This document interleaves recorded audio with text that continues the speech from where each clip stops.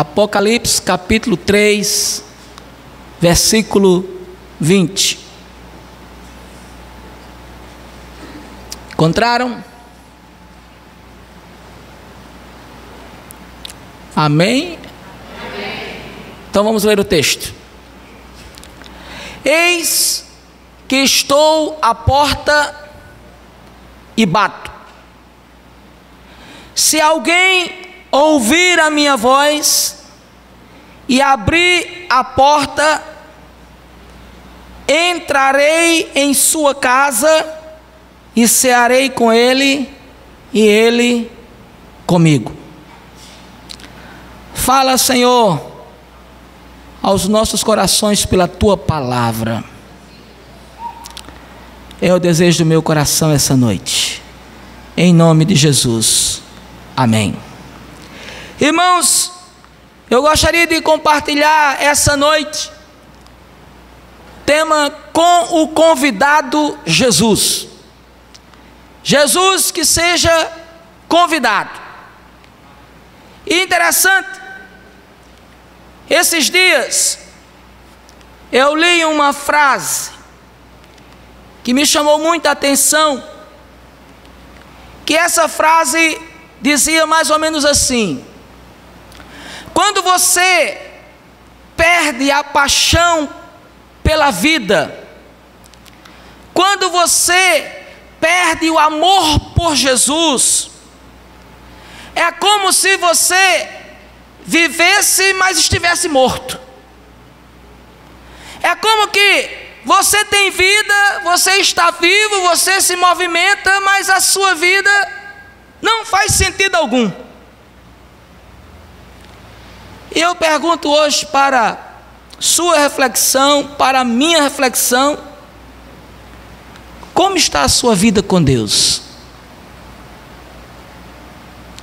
Em que patamar da sua história, ou da sua vida, do seu contexto, Jesus é de fato o centro da sua vida? Interessante que esse texto, ele está na última carta que o anjo manda João escrever para as 7 cartas, as 7 igrejas da Ásia, e esta aqui era para Laodiceia. Era Deus falando, era Jesus falando àquela igreja. E o que é interessante é que essa igreja era de Jesus também. Nos primeiros versículos do capítulo 1, a Bíblia fala que Jesus passeava no meio dessas igrejas. E Laodiceia estava lá, era uma dessas igrejas. Jesus era o Senhor daquela igreja. Aquela igreja pertencia a Jesus. Mas Jesus fala com aquela igreja e diz para eles no versículo 13, no versículo 15, que o Senhor conhecia as obras daquela igreja, conhecia quem era aquela igreja. E Jesus diz que aquela igreja, ela nem era fria e nem era quente. Ela era uma igreja morna, era uma igreja que o Senhor tinha desejo de vomitá-la. É uma igreja que, a exemplo das outras, Jesus, a exemplo da outra não, em comparação às outras, Jesus não faz nenhum elogio a essa igreja. A cidade de Laodiceia era um centro financeiro muito importante da Ásia Menor. Era uma cidade que se destacava pelo seu comércio, pelas transações econômicas, também pela educação. Lá havia uma indústria, podemos dizer assim, uma indústria de produtos oftalmológicos, que era famosíssima naquela época pelo desenvolvimento dessa ciência lá em Laodiceia. O que leva a gente a acreditar que essa igreja em Laodiceia também era uma igreja abastada, uma igreja rica, de um povo de um poder aquisitivo financeiro muito elevado. Jesus diz isso. No versículo 17, Jesus disse que essa igreja se achava igreja rica, igreja abastada, que não tinha falta e não precisava de absolutamente nada. Mas era infeliz, era miserável, era uma igreja pobre, cega e nua. E esse contexto, essas palavras são muito duras, que Jesus diz para aquela igreja. E aí, Jesus até diz para aquela igreja: eu aconselho que você compre ouro de mim. Que você, em outras palavras, e aplicando isso, Jesus estava dizendo assim: eu te aconselho que você tenha em você a verdadeira riqueza, e essa verdadeira riqueza procede de mim.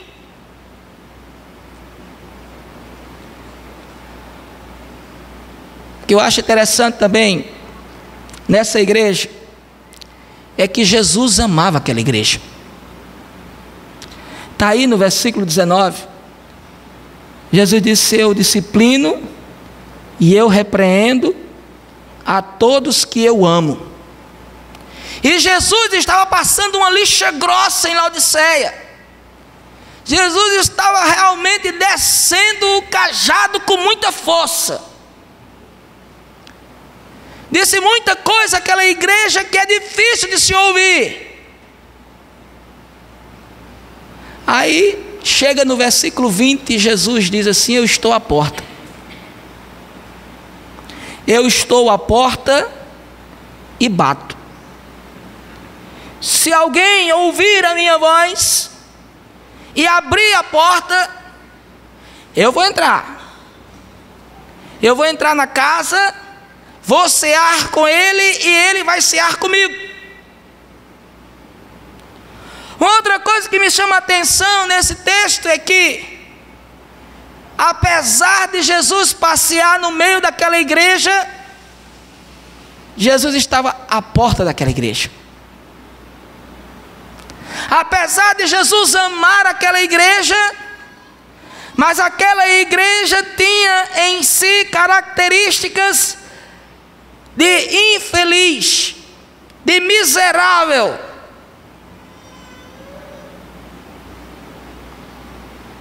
Mas Jesus amava aquela igreja. Como eu creio que Jesus me ama, que sou miserável também, porque por merecimento o inferno era pouco, mas a graça de Deus por Cristo me alcançou, e o sangue de Jesus me purificou de todo pecado. Mas irmãos, aí eu penso, se Jesus estava à porta, Jesus era o Senhor daquela igreja e ele estava à porta dela,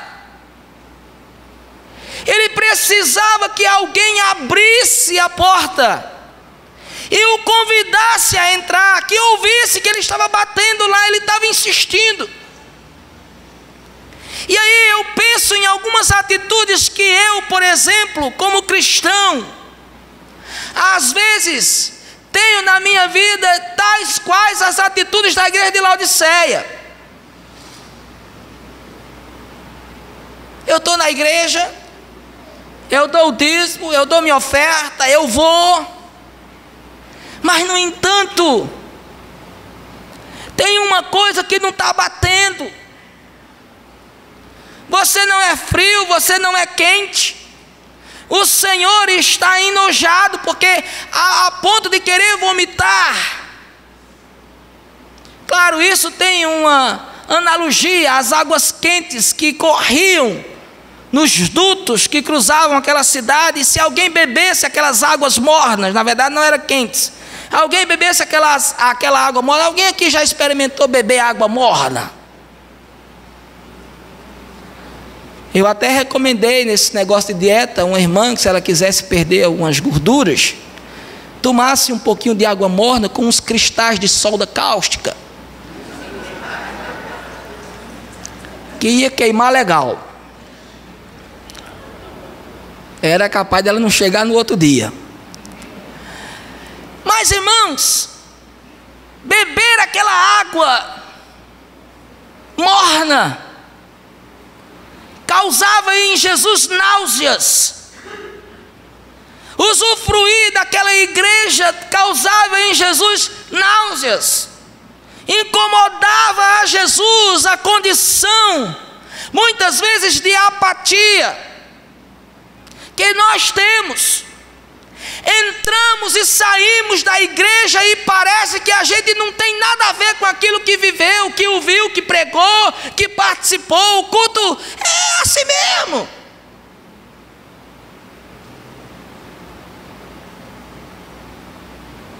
A gente se preocupa. E aí, eu penso que nós precisamos ter algumas atitudes para receber Jesus e tê-lo como nosso principal convidado nas nossas vidas. A primeira delas, eu penso que são duas apenas. É perceber os sinais que Ele está dando para a gente. Jesus está dando sinais para nós. Alguma coisa está acontecendo e Jesus está chamando a nossa atenção. Às vezes é num fato que estamos vivendo no trabalho, às vezes é um problema dentro da família, com a mulher, com o marido, com os filhos, com o vizinho. Às vezes é uma enfermidade, às vezes acontece um acidente, um incidente. Jesus está chamando a gente, está batendo a porta, dando sinais, fazendo barulho. E aí, o texto diz: se ouvir, se alguém ouvir. No grego, que foi o texto original, que foi escrito o livro de Apocalipse, esse verbo, ouvir, ele significa você prestar atenção, você entender o que está acontecendo, é você conceder, assim, uma audiência, é você abrir um espaço para que a pessoa fale com você e diga o que é que ela quer. Jesus está pensando isso, Ele está batendo a porta, chamando a atenção para nós, e dizendo para nós assim: me ouça, me entenda o que eu estou querendo falar com você, eu quero conversar com você, eu quero falar com você. Por exemplo, hoje Jesus quer falar com você. Nessa mensagem Jesus quer falar com você. Preste atenção, ouça Jesus. Ele está batendo. Deus, irmãos, é longânimo. Deus é compassivo. Deus, Ele é amor. Mas Deus também é justiça. Deus também é fogo que consome. Deus é um Deus que ama o pecador, mas Ele não tolera o pecado. Ele aborrece o pecado. Tem um limite também. Deus às vezes vai dando corda para a gente, e a gente vai até achando bom, mas chega um momento que Ele puxa, aperta. Ele está chamando a nossa atenção, Ele está dando para nós as chances, as oportunidades. Eu tenho certeza, Jesus está entre nós essa noite. A segunda atitude que eu penso que temos que tomar com respeito a esse convidado que está batendo a porta, ou não é convidado, é alguém que chegou mesmo e está chamando a atenção, é que eu preciso atender a sua chamada. Eu não posso resistir à chamada dele. E o texto diz: se ouvir a minha voz e fizer o quê? E abrir a porta. É preciso que você livremente, esse verbo abrir aí também é uma atitude de você livremente abrir. Não seja por uma força, Ele não vai arrebentar a sua porta, mas Ele quer que você abra com espontaneidade, com voluntariedade, querendo que a porta seja aberta, sem nenhum impedimento. Na minha opinião, o que Jesus estava chamando a atenção de Laodiceia é dizer: Laodiceia, é possível recomeçar, é possível rever os conceitos de vocês, é possível que você acorde. Abra a porta. Eu quero entrar lá, eu quero entrar na porta, pela porta. Às vezes a gente aplica esse texto para uma pessoa que ainda não conhece a Jesus, mas não é bem verdade. Esse texto está se referindo às pessoas que já conhecem a Jesus, para ouvir a sua voz, para abrir a porta. Sem sombra de dúvidas, é fato e notório que Jesus estava do lado de fora, do outro lado da porta. Mas repito, Jesus amava a igreja de Laodiceia. Aí eu pergunto: e aí, o que acontece se eu ouvir a sua voz, se eu abrir a porta, o que vai acontecer? Olha o que o texto diz: entrarei em sua casa, cearei com ele e ele comigo. Os efeitos da minha atitude de dar ouvidos a Jesus, de dar ouvidos à sua palavra, de abrir a porta livremente para que ele entre, que não seja por força e nem por violência, eu vou alcançar uma comunhão, e essa comunhão implica em intimidade. Ele vai entrar na minha casa. Quando eu cheguei aqui no Rio, 2010, os irmãos se lembram que em 2011 eu fui para a Assembleia Geral em Campina Grande, e depois fiquei mais uma semana para visitar os parentes. E quando eu estava perto de voltar, nós recebemos a notícia que a minha casa, que eu morava aqui perto do Pandiá Calógeras, havia sido roubada. Os irmãos se lembram disso, né? Quando eu cheguei de volta, que vi minha casa violada, a minha sensação foi horrível, porque a minha privacidade, o meu aconchego, o meu espaço, as minhas coisas, elas foram subtraídas de uma forma abrupta. Eu não tive como nem me defender disso. A sensação é horrível quando alguém invade a sua casa sem ser chamado. Jesus não quer invadir a sua vida e a igreja sem que a gente abra a porta para ele entrar. Jesus não é um ladrão. Eu preciso abrir a porta da minha vida e dizer: Jesus, entre. E isso identifica comunhão, porque a minha casa só vão pessoas que eu permito que entrem. Na sua casa, você só abre a porta para quem você conhece. É ou não é? É. E esse conhecer implica em você querer ter comunhão com aquela pessoa. Aquela pessoa é agradável a visita dela à sua casa. Jesus quer entrar na sua casa.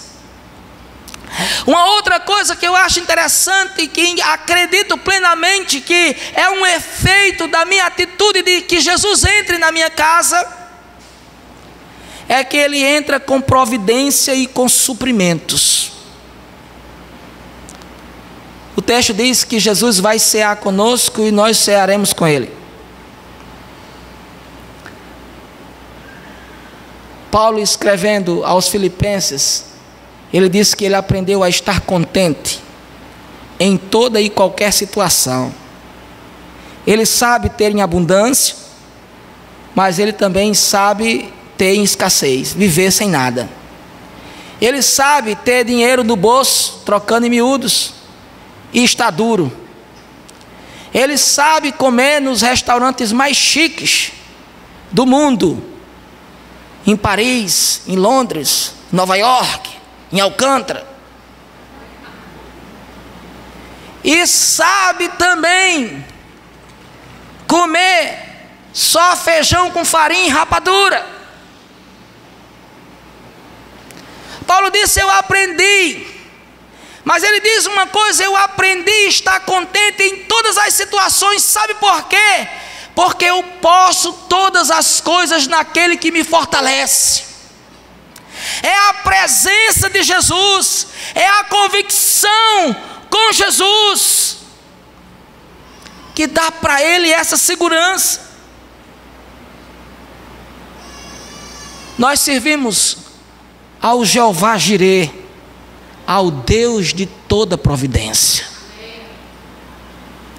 E Ele, quando está na nossa casa, quando Ele está no centro das nossas vidas, a gente pode até passar privações ou lutas, mas Ele sempre vai entrar com providências ao nosso favor. Eu preciso acreditar nisso. A presença de Jesus na minha casa, na minha família, no centro da minha vida, é providência, é suprimento garantido. Ele pode de repente não dar o que você está querendo, mas Ele vai dar o que você precisa.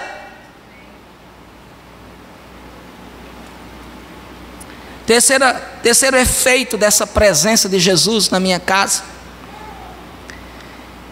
é que Ele fortalece as nossas vidas. Interessante que no contexto oriental, naquele contexto ali, a refeição mais forte que se tomava durante o dia era o jantar. Era a refeição mais reforçada, era a refeição mais farta, era o jantar. Eu acredito que até hoje ainda é. Países como a Europa, eles conservam esse. Por exemplo, no Reino Unido, eles tomam café da manhã com cereal, torrada, manteiga, um queijo, um suco, um leite, café. Quando vai almoçar, ele come um pedaço de pizza, ou um cachorro quente, ou uma salada, bebe um suco. Igor amou a comida no Reino Unido. Mas quando é à noite, a mesa é mais farta.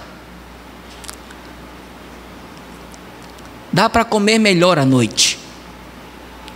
Claro, é um alimento diferente do que nós estamos habituados a comer. Mas notem, o texto, Jesus disse: eu vou cear com vocês. Por que Jesus não disse: eu vou almoçar com vocês, eu vou tomar café com vocês? Por que Jesus disse: eu vou cear com vocês? Porque Jesus estava dizendo: eu vou estar com vocês na refeição mais abundante que alguém pode participar. Essa refeição que fortalece. E isso me dá, irmãos, a ideia de que quando Jesus está comigo, Ele vai dar condições para mim, para que eu possa superar todos os embates da vida. Quando Jesus está comigo, eu consigo passar por estas coisas. Agora, e se Jesus ficar do lado de fora? E quando a noite chegar? Esses dias ficando sem Dona Eva e as crianças em casa, quando chegava de noite eu custava dormir com saudade do barulho dela lá em casa, né? É muito ruim dormir só, apagar a luz, fica tudo escuro. Tem gente que tem medo de assombração. Tem gente que vê vulto, escuta voz. Não é o meu caso. Já tive muito medo de alma quando eu era novo. Me pelava de medo. Mas hoje, eu não tenho problema com essas coisas. Eu tenho medo só da mão de Deus. O resto, eu não tenho medo de nada. Mas, queridos, essa noite, Jesus está chamando a nossa atenção. Jesus está tocando a porta da nossa casa e chamando a gente pelo nome, esperando que eu e que você possa abrir essa porta. Meu querido, Ele quer ter comunhão comigo e quer ter comunhão com você. Ele quer falar com você. Ele quer tratar com você. Ele quer ser o Jirê. Ele quer ser a providência da sua vida. Ele é a providência de todas as coisas. É Ele que nos fortalece. É Ele que nos guia. É Ele que recobra o nosso ânimo. É Ele que nos sustenta. Quando a noite chega, eu acho interessante. O salmista disse: o choro pode durar uma noite, mas a alegria vem pela manhã. A sombra da noite, ela é terrível. Viver a noite no escuro, sem ter como se guiar. São ocasiões também que isso traz para nós um reflexo de que são oportunidades também que o tentador tem para se aproximar, para nos tirar do foco, para testar se somos ou não do Senhor. Mas se eu abrir a porta para Jesus, eu não vou ter medo quando os tempos tenebrosos chegarem, porque eu sei em quem tenho crido. Porque Ele é um companheiro inseparável. Ele anima as nossas vidas. Quando os discípulos caminhavam na direção de Emaús, a Bíblia diz que Jesus se aproximou deles e eles sentiram o coração arder quando Jesus estava caminhando com eles, mas eles não entendiam o que estava acontecendo. Mas era a presença de Jesus que estava com eles. A presença de Jesus sempre fez e sempre fará total diferença nas nossas vidas. Agora, eu preciso chamar Jesus. Fica, Jesus, na minha casa. Fica, Jesus, quando a noite bater e que eu me sentir sozinho. Fica, Jesus, quando a tristeza chegar na minha casa. Não vá embora, Senhor. Fica.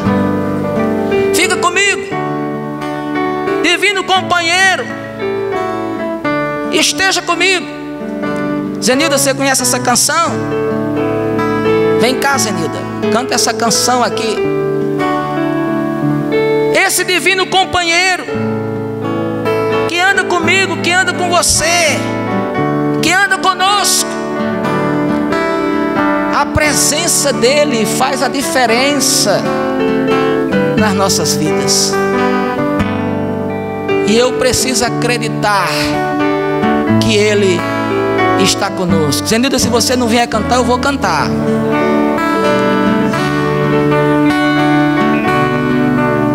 Cadê Anderson? Não conhece não, Anderson? Ninguém conhece essa canção? É, pastor Neuci conhece. Venha cantar comigo, pastor.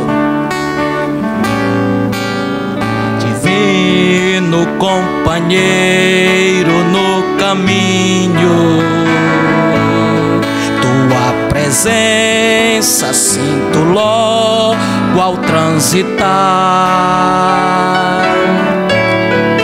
Já dissipaste toda sombra, já tenho luz, a luz bendita do amor. Fica, Senhor, já se faz tarde. Paulinho, você conhece? Vem aqui cantar comigo. Tens meu coração para pousar, faz em mim morada permanente. Fica, Senhor, fica, Senhor, meu Salvador. A sombra da noite se aproxima. É assim, ó. E nela o tempo a dor vai chegar. Não me deixe só no caminho. Ajuda-me, ajuda-me ao céu chegar. Fica, Senhor! Fica, Senhor, já se faz tarde. Tens meu coração para pousar, faz em mim morada permanente. Fica, Senhor, fica, Senhor, meu Salvador. Outra vez, fica, Senhor!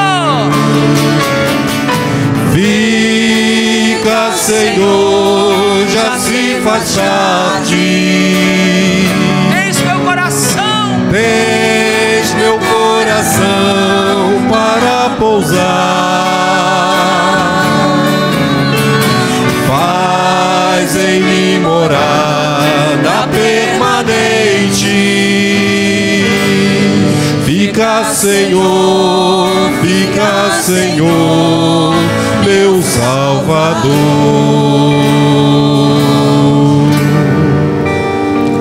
continua o solo, por favor. Obrigado, irmãos. Esse Jesus está aqui hoje,